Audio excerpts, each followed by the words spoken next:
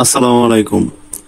দেখুন, আপনারা হয়তো অনেকেই ক্যাপকাট অ্যাপসটা ব্যবহার করেন, কারণ এতে কিন্তু অনেক সুন্দরভাবে ভিডিও এডিট করা যায়। তবে ক্যাপকাটে আপনারা সবাই যে বড় সমস্যাটা ফেস করেন সেটা হচ্ছে যে ক্যাপকাটে কিন্তু বাংলা লেখা যায় না। তো বাংলা লিখতে গেলে দেখা গেছে এইখানে লেখাগুলো অন্যরকম হয়, মানে স্পষ্ট হয় না, সেগুলা বোঝাও যায় না। তো দেখুন, এখানে কিন্তু আমি আমার সোনার বাংলা লিখেছি, বাট এই লেখাগুলা কিন্তু স্পষ্ট বোঝা যাচ্ছে না।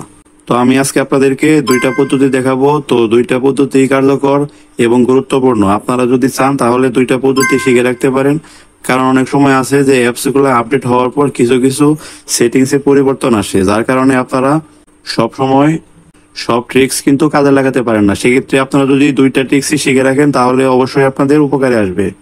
তো চলুন এখন ভিডিওটা শুরু করি।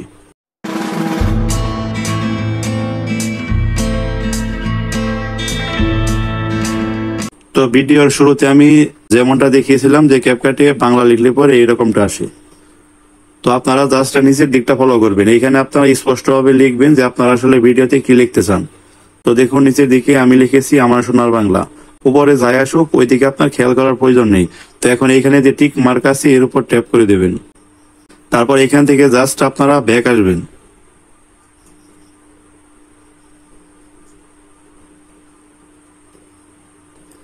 ব্যাক আসার পর হাতের ডান পাশে উপরে দেখুন সেটিংস এর আইকন আছে, এর উপর ট্যাপ করবেন। এটা কিন্তু প্রথম পদ্ধতি। তো আপনারা প্রথম পদ্ধতি যেটা আছে এটা অনেক গুরুত্ব সহকারে দেখবেন, কারণ এখানে আমি এখন ল্যাঙ্গুয়েজটা চেঞ্জ করব। তো অন্য ল্যাঙ্গুয়েজ থেকে আবার কিভাবে ইংলিশে ফেরত আসবেন সেটা কিন্তু আপনারা বুঝতে পারবেন না যদি এখন ভালোভাবে না দেখেন। তো দেখুন, এখানে কিন্তু এখন ল্যাঙ্গুয়েজ দেখাচ্ছে ইংলিশ। তো এর উপর ট্যাপ করে দেবেন। তারপর সবার উপরে দেখুন লেখা আছে আরবি একটা ল্যাঙ্গুয়েজ, তো এর উপর ট্যাপ করে দেবেন। তারপর হাতের ডান পাশে উপরে যে ডান লেখা আছে এর উপর ট্যাপ করে এখন দেখুন অ্যাপসের ল্যাঙ্গুয়েজ কিন্তু সম্পূর্ণ চেঞ্জ হয়ে গেছে। তো এখন যদি প্রথম যে প্রজেক্টটা নিয়েছিলাম তার উপর ট্যাপ করি,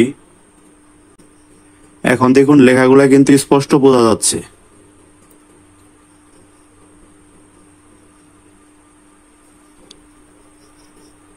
দেখতে পাচ্ছেন লেখাগুলা কিন্তু স্পষ্ট বোঝা যাচ্ছে। তো এখন যদি এটা আপনারা এক্সপোর্ট করতে চান তাহলে আমি আপনাদেরকে এক্সপোর্ট করেও দেখাচ্ছি যে এটা আসলে কিভাবে এক্সপোর্ট করতে হয়। ল্যাঙ্গুয়েজটা কিন্তু অবশ্যই আরবি রেখে তারপরে আপনাদেরকে এক্সপোর্ট করতে হবে। তো হাতের ডান পাশে যে ডাউনলোডের আইকন ছিল সেটা কিন্তু এখন হাতের বাম পাশে চলে গেছে। তো এর উপর ট্যাপ করবেন। দেখুন এখান থেকে কিন্তু এটা ডাউনলোড হচ্ছে এবং লেখাটা দেখুন আপনার এখান থেকে বাংলা দেখাচ্ছে স্পষ্ট। তো এই হচ্ছে প্রথম পদ্ধতি। তো এখান থেকে আবার কিন্তু আপনাদের ল্যাঙ্গুয়েজটা চেঞ্জ করতে হবে। তো ল্যাঙ্গুয়েজটা আপনারা চেঞ্জ করবেন, এটা আপনারা একটু গুরুত্ব সহকারে দেখবেন, তা না হলে কিন্তু আপনারা চেঞ্জ করতে পারবেন না। সেটিংস এর আইকন কিন্তু আগে ডান পাশে ছিল, এখন দেখুন বাম পাশে চলে গেছে। তো এর উপর ট্যাপ করে দেবেন। এখন এখানে ল্যাঙ্গুয়েজ দেখাচ্ছে, এর উপর ট্যাপ করে দেবেন। তো এটা আরবি ল্যাঙ্গুয়েজ আছে, এখানে দেখুন ইংলিশ আছে, ইংলিশের উপর ট্যাপ করে দেবেন। এখন হাতের ডান পাশে যে ডান লেখা ছিল সেটা কিন্তু এখন বাম পাশে চলে গেছে, এর উপর ট্যাপ করবেন।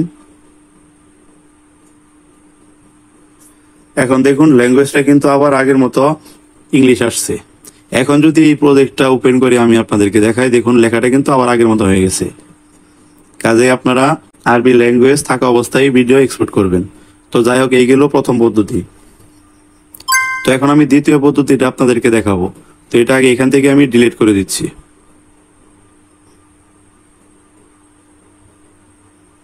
তো যাই হোক, প্রজেক্টটা এরকমই থাক। তো আপনারা আপনাদের ফোন থেকে যদি পিক্সআর্ট অ্যাপস থাকে তাহলে সেটা ওপেন করবেন, আর তা না হলে এটা প্লে স্টোর থেকে ইনস্টল করে নেবেন, তারপর এটা ওপেন করবেন। তো আমি অ্যাপসটা আগে থেকে ইউজ করি, সেক্ষেত্রে আমারটা কিন্তু সরাসরি মূল অ্যাপসে আসতে পেরেছি। তো আপনারা যদি প্রথম অবস্থায় ডাউনলোড করে থাকেন তাহলে কিন্তু আপনাদের কিছু টার্মস এন্ড কন্ডিশন সেগুলো অ্যাকসেপ্ট করে তারপর আসতে হবে। তো যাই হোক, আপনারা অ্যাপসটা প্রথমে ওপেন করবেন, তারপর নিচের দিকে যে প্লাস আইকন আছে এর উপর ট্যাপ করবেন। তারপর নিচের দিকে স্ক্রল করলে এখানে দেখতে পারবেন ব্ল্যাঙ্ক। তো ব্ল্যাঙ্ক যে পেজটা আছে এর উপর ট্যাপ করে দেবেন। এখন এখানে নিচের দিক থেকে আপনারা খেয়াল করুন, এখানে টেক্সট লেখা আছে, এর উপর ট্যাপ করে এখানে আপনারা লিখবেন আপনাদের ভিডিওতে আপনারা যা লিখতে চান, এখানে আপনারা সেই টেক্সটগুলো লিখে দিবেন। তো দেখুন এখানে আমি আমার সোনার বাংলা লিখলাম, আর কালারগুলো কিন্তু আপনারা এখান থেকে চেঞ্জ করে নেবেন। ক্যাপকাটে নেওয়ার পর কিন্তু এই লেখার কালারগুলো চেঞ্জ করতে পারবেন না, কাজে এখান থেকে যে কালার লেখা আছে এখান থেকে আপনারা কালারগুলো চেঞ্জ করে নেবেন যদি আপনাদের প্রয়োজন মনে হয়।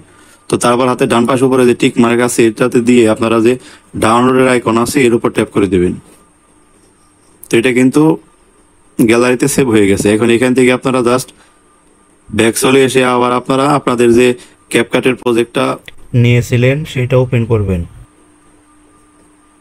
তো এখান থেকে আপনারা প্রজেক্টটা ওপেন করার পর টেক্সটে না গিয়ে এখানে যে ওভারলে লেখা আছে এর উপর ট্যাপ করে দেবেন। তারপর অ্যাড ওভারলে। তারপর একটু আগে পিকচার অ্যাপসে যে লেখাটা লিখলাম সেটা দেখুন এখানে দেখাচ্ছে। আর প্রথম অবস্থায় এখানে থাকতে পারে আপনারা যে ফটো লেখা আছে এর উপর ট্যাপ করে এটা সিলেক্ট করে নিচের দিকে যে অ্যাড লেখা আছে এটাতে দিয়ে দেবেন। তো দেখুন এখন লেখাটা কিন্তু চলে আসছে। তো এই লেখাটা দেখুন এখনো কিন্তু স্পষ্ট দেখা যাচ্ছে। তো আমি যে কালারটা করেছি হয়তো এই কালারের জন্য একটু গোলাটে মনে হচ্ছে, বাট আপনারা এটা কিন্তু স্পষ্টভাবে দেখতে পাবেন এবং মাঝখানে কোনো কোট বা আলাদা আলাদা লেখা থাকবে না, একদম স্পষ্ট লেখাগুলো বোঝা যাবে। আর এখান থেকে চাইলে কিন্তু আপনারা বিভিন্ন অ্যানিমেশনও সেট করে নিতে পারেন, বাট এখান থেকে কিন্তু আপনারা কালার চেঞ্জ করতে পারবেন না, সেটা আমি আগেই বলে দিয়েছি।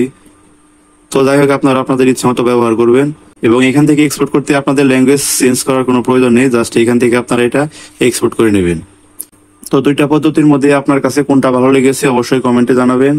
আর এরকম ভিডিও কন্টিনিউ পেতে চ্যানেলটা সাবস্ক্রাইব করে পাশে থাকবেন। আর ভিডিও ভালো লাগলে অবশ্যই লাইক কমেন্ট শেয়ার করবেন।